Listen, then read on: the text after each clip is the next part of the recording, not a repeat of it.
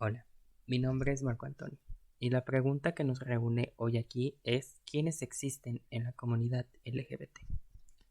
Cuando hago la pregunta ¿quiénes existen? Hago alusión a aquellas personas que han sido rechazadas, ignoradas y no incluidas cuando nuestro mensaje es la inclusión. Como comunidad vivimos una constante opresión que se manifiesta en rechazo, crímenes de odio que se han vuelto cotidianos y la violación de nuestros derechos como personas. Esa es la opresión que compartimos como comunidad, pero debemos comprender que dentro de esa diversidad que poseemos existirán diferentes formas de opresión dependiendo de ciertas características y circunstancias en las que una persona se desarrolla. Para poder comprender esto que les acabo de decir, les plantearé dos casos distintos. El primero es un chico de orientación homosexual, tez blanca, nivel socioeconómico alto y que vive en una zona urbana.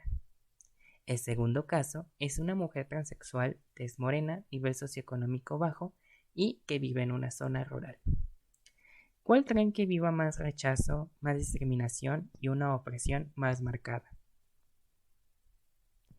Efectivamente, el caso de la mujer transexual, y todo esto debido a dichas características y circunstancias con las que vive.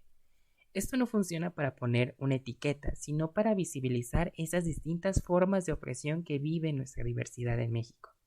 Si podemos entender este primer punto, pasemos a aquellos sectores de la población que viven con este rechazo y falta de inclusión constante. El primero que me gustaría comentarles es el adulto mayor.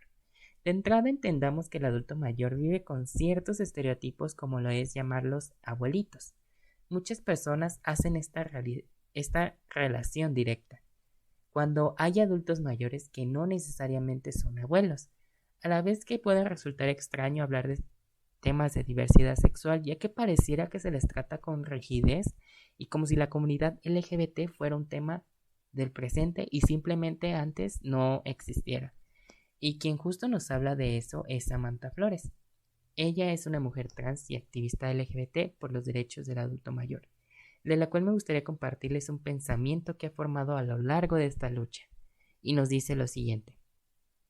El adulto mayor heterosexual está abandonado, ignorado, después de haber trabajado toda su vida, de haber mantenido una familia, construido una familia.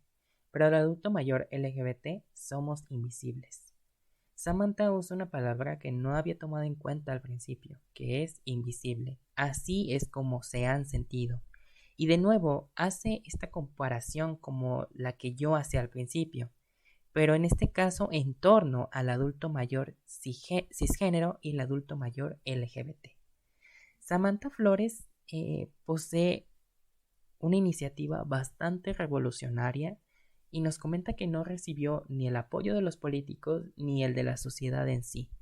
Y este fue formar la primera casa para la convivencia de ancianos de la comunidad LGBT, donde a través de actividades semanales conviven para no sentirse invisibles. Pero, ¿cuándo escuchamos una noticia sobre esto? ¿Cuándo tomamos la iniciativa de investigar qué pasa en otros sectores?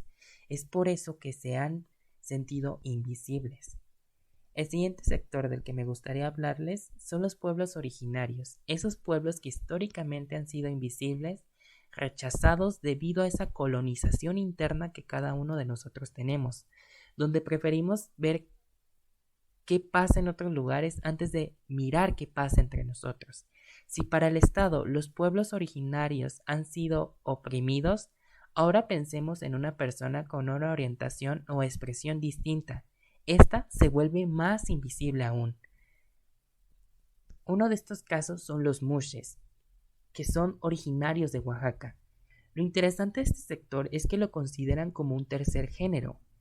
Nos dicen, no son ni hombres ni mujeres, son mushes. Sin embargo, hay personas que se identifican como mushes y no adoptan estos roles o vestimentas culturalmente femeninas. Lo digo culturalmente porque el género es tanto una construcción social como cultural, pero aún así se consideran mushes porque es una identidad. Aunque vistan prendas o no, esto los hace felices, esto les da una libertad como personas. Pero pensemos que no en todas las entidades se conoce este tercer género. Por ello, si van a otros estados, es que van a vivir este rechazo por su propia identidad. Un ejemplo de ello es Lucas Avendaño. Es una persona mushe que tiene una forma particular de expresión que es a través de su cuerpo, donde nos dice que muestra esta transversatilidad, esa posibilidad de mutar, de sentir, de ser y pensar. Estas son formas de expresión que no muchos conocemos, que no se le da el espacio para que lo conozcan. Lucas Avendaño tiene una forma muy artística de expresar estos manifiestos, estas ideas que posee. Pero sin embargo, nadie los conoce, nadie tiene la oportunidad ni busca conocer.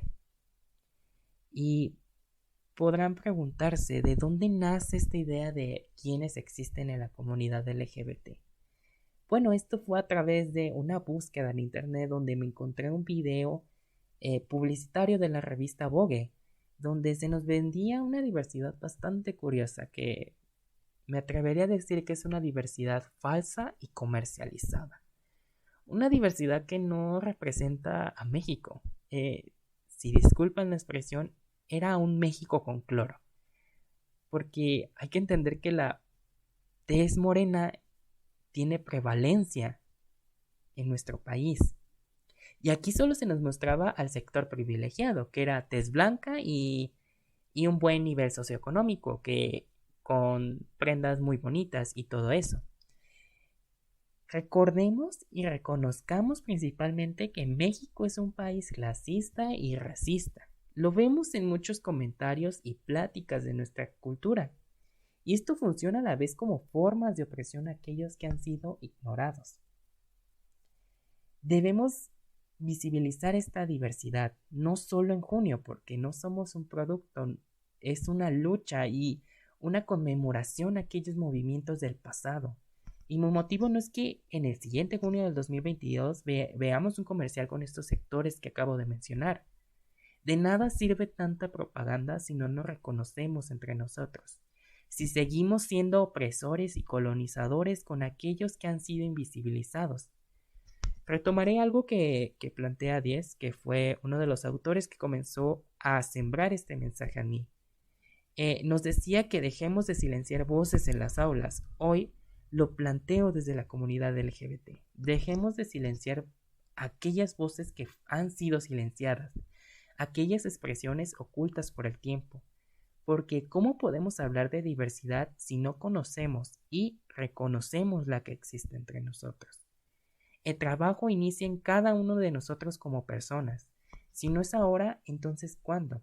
Seguirá pasando el tiempo y seguiremos con esas mismas formas de opresión, invisibilización y rechazo entre nosotros, como si fuera una diversidad selectiva donde solo algunos existen.